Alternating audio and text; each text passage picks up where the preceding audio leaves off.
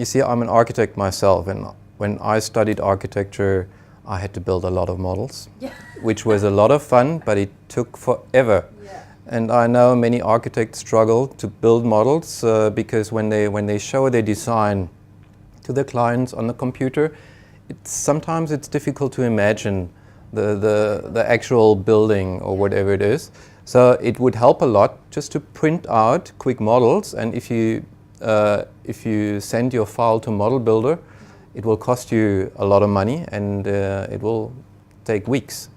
And so this one here took 4 hours and 20 minutes. Okay. And the material price for this is probably 100 Rand.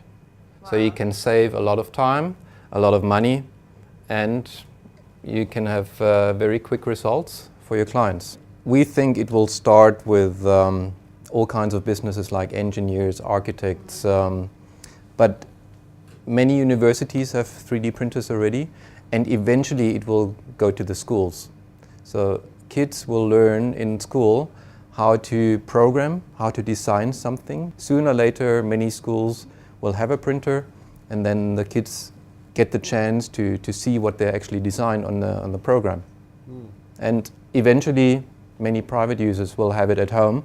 If they break something, they just print it out again. One of the stories to illustrate, we often told at a design hour, a lot of people can walk around with the cameras. All they have the lenses, the lens cover, and say, well, and this is where the industry is supposedly not ready yet. You lose it or you break that lens cover. What you typically do is you go somewhere else, to Photoshop and actually buy one. Right.